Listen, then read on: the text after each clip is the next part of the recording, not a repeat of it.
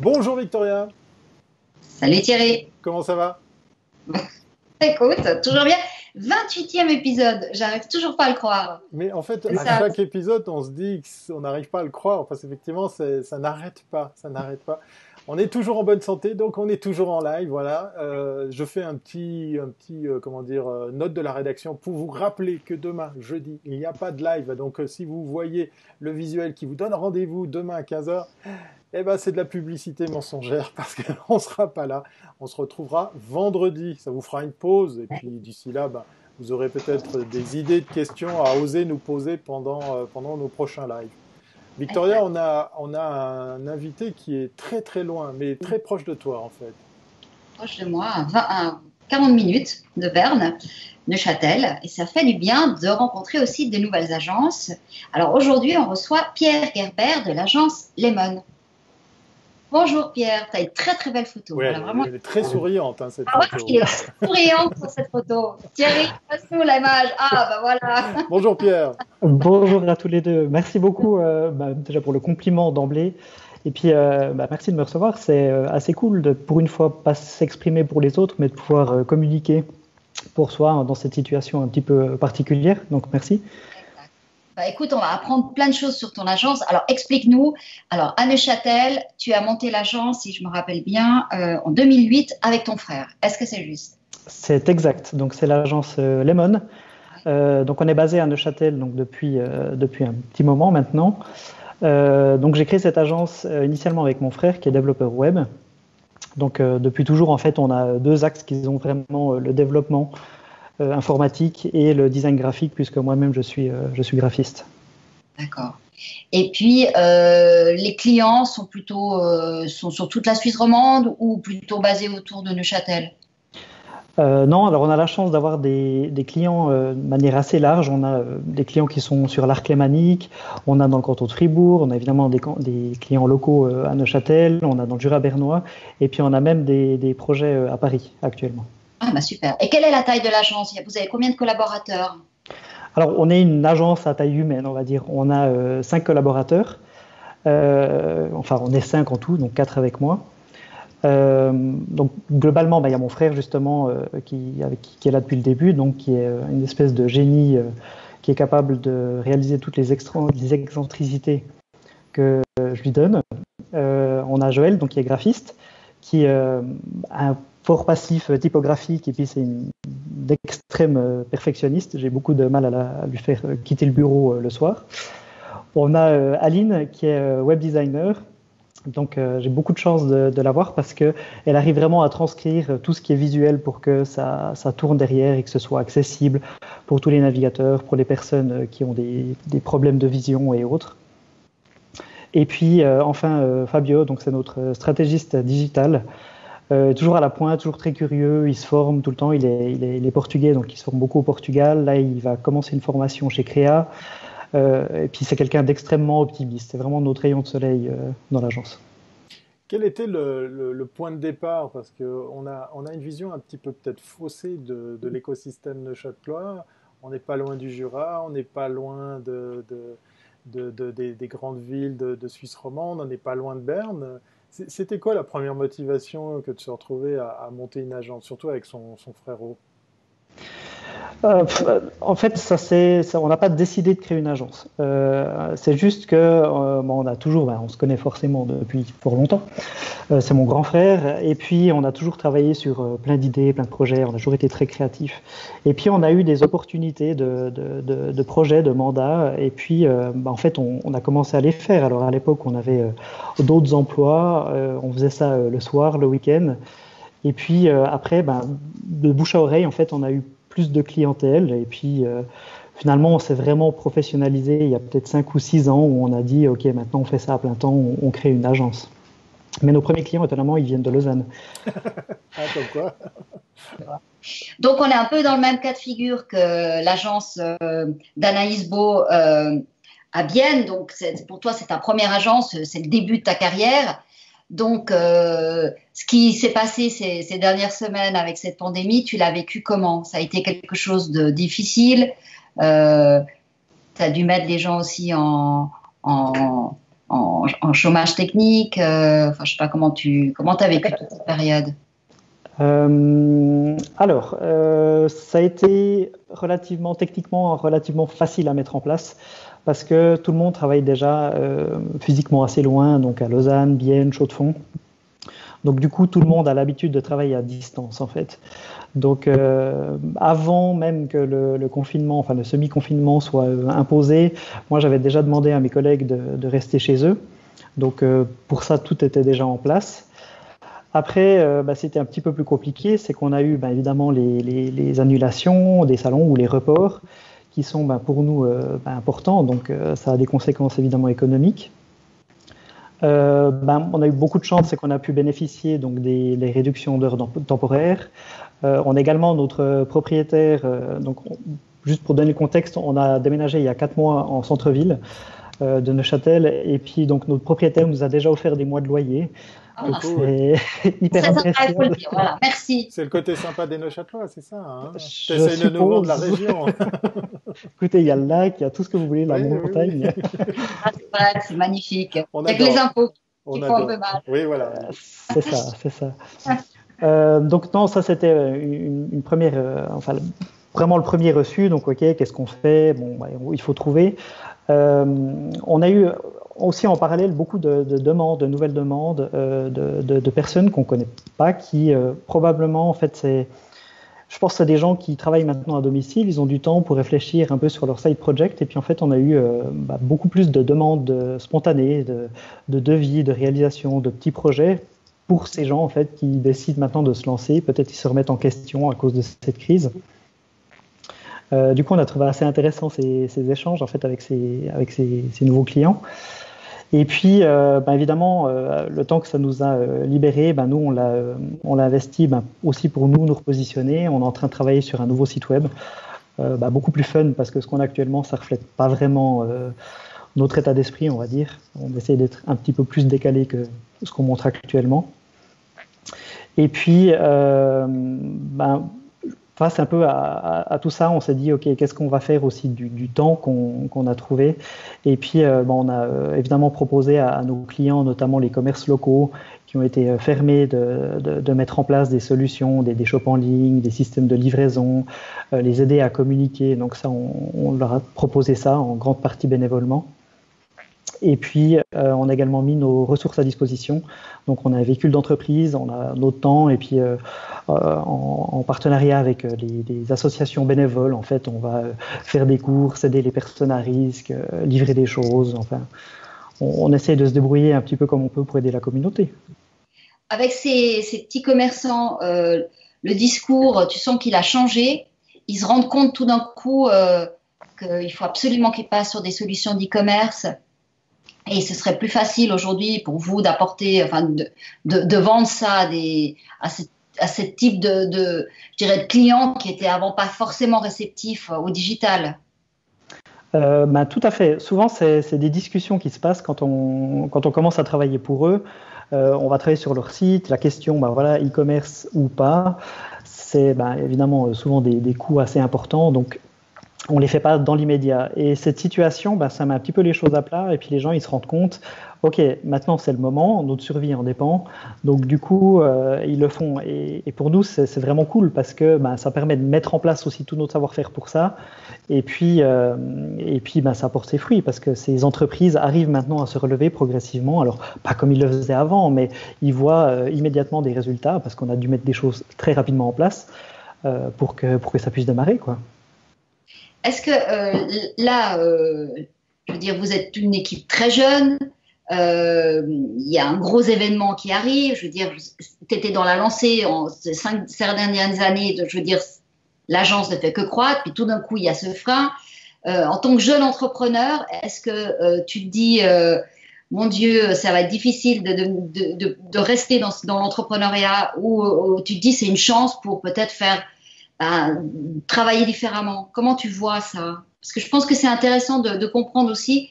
J'ai un peu l'impression que beaucoup de jeunes qui se lancent aujourd'hui, qui voyaient le monde de la start-up ou de l'entreprise comme quelque chose de fun, c'était très valorisé, arrive à un événement de cette taille, et puis tout d'un coup, tu t'aperçois que, oui, il y a aussi des risques. Et très souvent, quand on démarre, on n'imagine pas le risque. Et quand on est face à quelque chose qui peut amener la fin d'une entreprise, je ne dis pas que c'est dans votre cas, mais ça peut arriver pour tout le monde, hein. Peut-être que l'échec, tu vois, vous ne l'avez pas imaginé, on ne l'a pas imaginé, et c'est plus difficile peut-être de le vivre.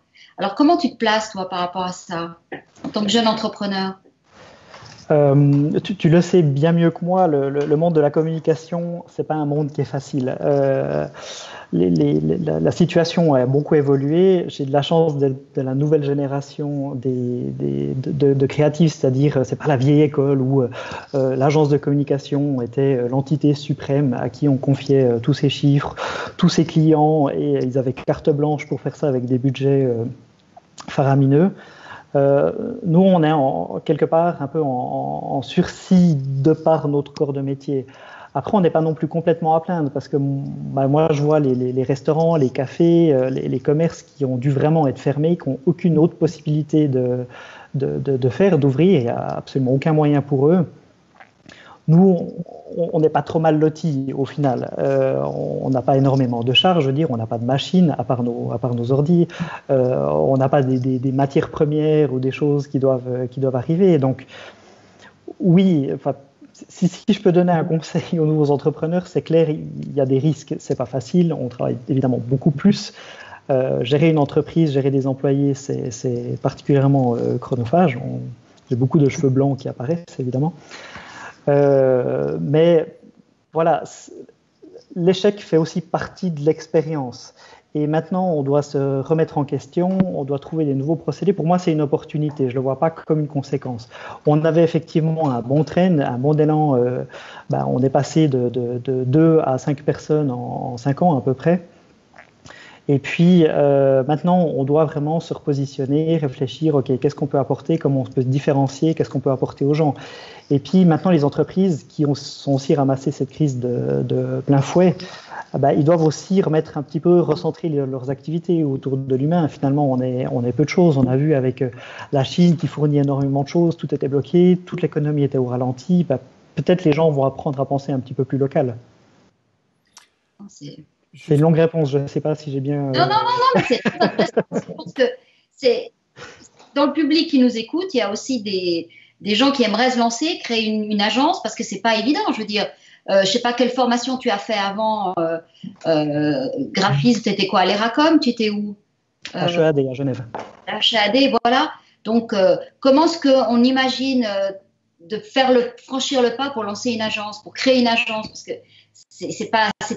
Voilà, tu aurais pu aller travailler pour une agence, tu vois. Ce qu'il faut vraiment, c'est arriver avec des propositions concrètes.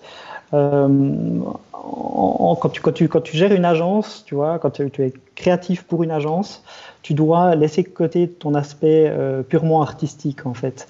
Moi, je me vois plus, donc je suis designer graphique, hein, c'est mon métier, mais je me vois plus comme je résous des problèmes, tu vois.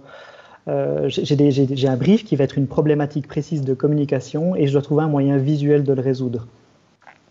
Donc, quand tu décides de te lancer, il faut dire que quelque part, tout cet aspect purement artistique, tu vois, un peu son côté artiste, quoi, tu dois vraiment le mettre de côté pour dire, ok, maintenant, je dois mettre ça de côté et puis essayer de répondre au plus proche du brief avec toute la créativité que ça implique, mais en même temps, tu travailles pour un client, quoi. Justement, on va revenir à l'aspect local. S'il y avait, allez, je te donne 3 possibilités, 3 forces de l'agence Lemon à mettre en avant, parce qu'effectivement, ça a l'air sympa de bosser avec votre agence, mais pour ceux et celles qui ne la connaissent pas, quels seraient les trois arguments forts, les trois atouts que tu mettrais en avant pour les convaincre de venir à ta rencontre? C'est bien comme question. Ouais, c'est fait exprès. J'aime bien. C'est fait exprès, hein, on est dans la com, donc ça y est, c'est parti. C'est l'heure du pitch. Non, alors, 3 mots, c'est un peu compliqué. Si tu permets, je vais juste un peu expliquer. Exceptionnellement, je te permets. 3 points, on va dire. Voilà. La première chose, c'est que nous, on aime... Alors, ça peut être un peu redondant par rapport aux agences, mais nous, on n'aime pas trop s'emmerder. Donc du coup, en fait, les projets, on va toujours essayer d'y mettre un aspect un peu fun, un peu une part de nous. On a cette chance, c'est que on a les moyens techniques et les compétences d'amener vraiment l'effet wow dans un projet. Ça peut être voilà, d'intégrer sur un site un scroll qui va changer toute la couleur de ton site au fur et à mesure. Ça peut être de planquer des éléments sur des visuels qu'on va livrer au client sans forcément l'avertir. Ça peut être des choses comme ça. Les œufs de Pâques, voilà, si jamais vous cherchez l'expression qui est collée avec ça. Ça, c'est un premier point. L'autre, c'est évidemment, j'ai la chance d'avoir une équipe qui est vraiment fantastique, je le dis sincèrement, où ils vont être hyper compétents et hyper créatifs. Et voilà, ça permet de fournir quelque chose de particulièrement pertinent. Et puis, la dernière chose, c'est, je crois qu'on est relativement ouvert et humble dans notre comportement parce que on va beaucoup à la rencontre en fait des autres agences et puis on essaye de trouver en fait des synergies, des compétences complémentaires ou des moyens de collaborer ensemble. Voilà. Alors à ce propos, tu m'expliquais justement, vous avez lancé vraiment, ça a été une stratégie de votre part d'aller à l'encontre des autres agences parce que très souvent on se rend compte que les gens ne se connaissent pas. On connaît plus ou moins le nom de ses compétiteurs parce qu'on sait lorsqu'on fait un pitch contre qui on pitch. Et selon le type d'offre que tu proposes, souvent c'est à peu près les mêmes agences, mais tu les connais pas. Et vous avez fait une démarche pour rencontrer vos concurrents qui peuvent être aussi des prestataires, enfin disons des gens qui vont élargir un réseau, quoi. Voilà. Alors peut-être si tu peux nous expliquer comment est venue cette idée? Parce que je trouve que c'est assez original. Merci. En fait, l'année passée, on s'est rendu compte que, voilà, nous on est 5, on a de compétences qui sont limitées. Et puis parfois, pour des gros mandats ou des gros projets, il peut nous manquer justement des compétences. Par exemple, du contenu, du texte, on ne va pas en faire, la photo, la vidéo, c'est pas notre domaine. Et puis en fait, on travaille toujours un petit peu avec les mêmes personnes. Neuchâtel, c'est un petit bassin, tout le monde se connaît, donc spontanément, en fait, on travaille toujours un peu avec les mêmes personnes. Notre réflexion était, voilà, on a un bassin assez global pour la Suisse romande. Comment est-ce qu'on peut avoir des nouveaux talents finalement qui peuvent nous rendre plus complémentaires, plus variés, et puis aussi plus unis face à des clients ou face à des concours. Donc en fait, on a fabriqué des cartes, des bêtes cartes de vœux, si on peut dire. Donc on aime bien bricoler. En fait, on est tellement tout le temps dans l'écran que dès qu'on peut faire quelque chose avec nos mains, on le fait. Donc on a produit une cinquantaine de cartes découpées au laser, au Fab Lab, avec plein de papiers de couleur. On a fait une jolie fusée. Et puis en fait, on a envoyé une carte physique à quasiment toutes les agences Neuchâtel, Fribourg, Jura-Bernois. Et puis on a fixé rendez-vous avec eux. Et puis on allait chez eux, dans leur bureau, leur dire bonjour, nous c'est Lemon. On a envie de faire des trucs fun, on a envie de travailler avec les gens, on a envie de connaître les gens. On est là. Et puis c'était hyper bien reçu. Tout le monde a été très surpris de cette démarche parce que c'est vrai que tu as un peu ces entités. Tu vois, nous on a des très grosses agences à Neuchâtel qu'on connaît évidemment, qui sont dans les concours. C'est nos concurrents, mais en fait finalement derrière c'est des humains, quoi. Et puis nous on travaille avec des humains. Si on veut travailler avec un photographe parce qu'on a un bon feeling avec lui, c'est l'humain, c'est pas son entité, son logo ou quoi que ce soit. Donc dès le moment où on rencontre tous ces créas, on se dit, voilà, maintenant on a des mandats, on a démarré des choses avec des gens qui, il y a une année, on ne connaissait pas. Ouais, ça c'est génial parce que c'est justement, ce qui est nouveau, c'est que vous n'avez pas suivi le code. D'habitude, les agences ne se rencontrent pas forcément. Et puis je ne sais même pas pourquoi, parce que dans le fond, effectivement, il y a des complémentarités entre tous. Et puis c'est aussi simple que ça. Et ça plaide. La boîte aux lettres, me disait un média planner, c'est l'endroit le moins encombré. La boîte aux lettres réelle. Donc, envoyer des lettres, ça marche du feu de Dieu, vu que plus personne ne reçoit de lettres. Ou organiser des events durant lesquels, pour une fois dans l'année, un seul soir, le meilleur de la pub, par exemple, ou le meilleur du web, tout ce petit monde se rencontre enfin sous le même toit. Belle démarche, en tout cas, ouais, de revenir au print et puis en plus du sur-mesure, c'est belle. Quels ont été les résultats de tout ça? Vous avez décroché des partenariats? Vous avez des agences maintenant que vous connaissez mieux, avec qui vous pourriez envisager des choses? Ça, sans donner des détails, des noms, quoi que ce soit, hein. Non, non, alors on a vraiment eu, comme je disais, un retour. Les gens, ils ont trouvé très frais, donc ça nous va bien quand on s'appelle Lemon. Voilà, cette démarche les a tellement pris de court que finalement, ils nous ont recontactés. Peut-être certains, c'était le jour même quand on les a rencontrés, d'autres, c'était plusieurs mois après, en nous disant, OK, maintenant, on doit se positionner par rapport à un client, on a besoin de votre créativité, on fait un pitch ensemble, par exemple. Wow. Donc, non, ça a vraiment eu des résultats concrets. Alors, évidemment, les 50, ça n'a pas fonctionné, mais on a eu peut-être une petite dizaine de concrets, on va dire. Excellent. Par rapport à propos des pitchs, est-ce que quand vous avez commencé à en faire les premiers, est-ce que vous avez accepté des pitchs qui étaient non rémunérés? C'est souvent une grande question, dans l'industrie.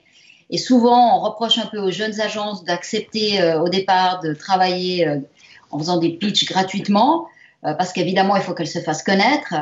Or, c'est vraiment pas une bonne idée, parce que si on commence avec des pitchs gratuits, après, on n'arrive plus jamais à se faire payer pour ces pitchs. Quelle a été la politique que vous avez employée chez Lemon dès le départ? Alors, je vais pas te mentir, on a fait des pitchs non rémunérés. Ouais, je sais, c'est mal. Non.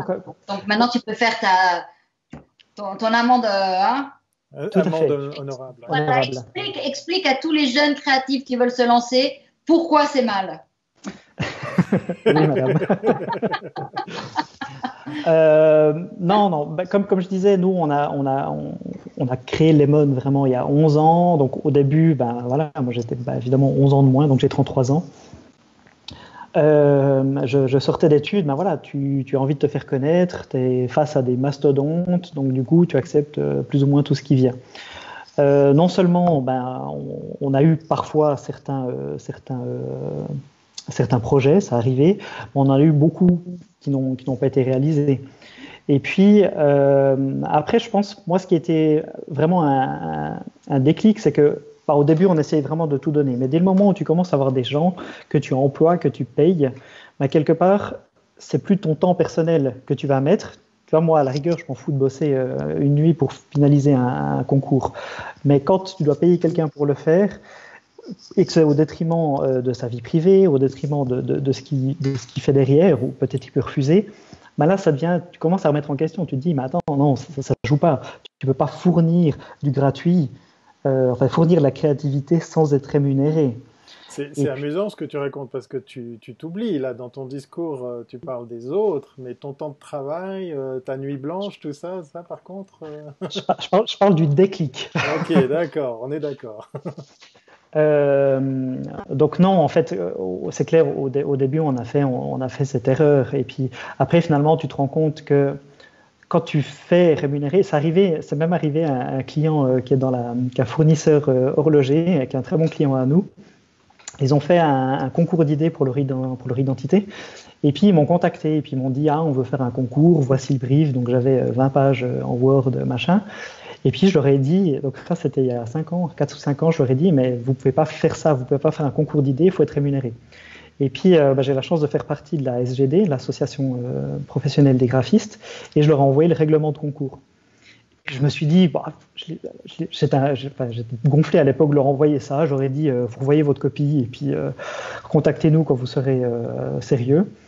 Et puis, en fait, ils ont vraiment pris au mot. Ils ont refait tout leur brief. Ils ont refait un appel d'agence qu'ils ont rémunéré. Et puis, j'ai été hyper surpris parce que moi, je leur avais dit un peu genre, allez voir ailleurs, rémunérez, faites ça correctement. Et puis, ils ont vraiment écouté. Et puis, par chance, en plus, on a gagné le concours. Donc, ça, c'était vraiment la chance. Enfin, c'était pas la chance, mais c'était le bonus, on va dire. Et puis voilà. Et puis maintenant, c'est clair, je veux dire, notre concurrence, elle est en ligne, quoi. Nous, on a des clients, ils partent, ils vont faire leur com dans des agences à l'étranger. Des fois, c'est juste des petits bouts, des petits one-shots, ils les font sur Fiverr. Voilà. Quelque part, quand tu fais payer tes pitchs, tu valorises le travail. Et puis, si tu le fais pas, ben, tu décrédibilises toute la profession, quoi. Pourquoi est-ce qu'un client, il bosserait avec moi et il paye pour avoir des idées, alors que celui d'en face, il le fait gratuitement? Ah, c'est toute la question, justement. Et c'est pour ça que c'est vachement important que toute l'industrie, enfin, déjà, les grandes agences, elles ont ce problème parce qu'elles sont souvent face à des nouveaux venus qui ne rejouent pas certaines règles. Et puis, je comprends que quand on se lance, c'est très difficile aussi de se faire connaître. Et, euh, et c'est un moyen de se faire connaître, c'est d'entrer dans le jeu. Donc voilà. Mais après, à moyen terme, ça finit par, si tout le monde commence comme ça, eh bien, après, les pitchs finissent par ne plus être rémunérés. Et ça, c'est vraiment un problème pour tout le monde, quoi. Parce que c'est le temps qu'on consacre dans une agence et c'est le temps que tu enlèves à tes clients qui, eux, payent et qui verront, qui auront moins d'attention des gens de l'agence parce que vous aurez moins le temps. Et tu n'as pas des équipes dédiées pour travailler que sur des pitchs. Donc, vous êtes trop petits. Donc, voilà, il faut aussi bien comprendre que c'est tout un système et c'est important qu'on respecte certaines règles. Et c'est bien qu'il y ait des nouvelles agences, c'est parfait, mais il faut aussi qu'elles comprennent que pour survivre dans un écosystème aussi petit comme la Suisse romande, eh bien, il faut qu'on se comporte tous de la même manière pour qu'il y ait de la place pour tout le monde. Voilà. Donc, je pense que c'est vraiment crucial, quoi. Donc, ça fait plaisir que maintenant, tu ne participes plus à des pitchs qui soient gratuits. Ça, c'est très important. Voilà. Mais tu sais, Victoria, moi, j'ai pas du tout un passif d'agence. J'ai jamais travaillé en agence, en fait. J'ai fait mes études, j'ai lancé ma boîte. Oui, mais je sais bien. Donc, j'ai pas cette expérience, finalement, des concours et des pitchs. Ça, je l'ai vraiment construit. C'est vraiment ma propre expérience. Donc, au début, comme tu dis, il faut qu'on se fasse connaître. C'est des erreurs, je les regrette aujourd'hui, ça m'a servi à rien, je les aurais fait payer ou je leur les aurais refusés, j'en serais au même point aujourd'hui. Ouais. Non, mais je sais bien, je te tire pas la pierre parce que surtout. Pierre. Tiens, ça ressemble à une réplique voilà. connue. Voilà, ça y est, on l'a fait. Mais voilà, j'en profite vu que on a l'occasion d'en parler.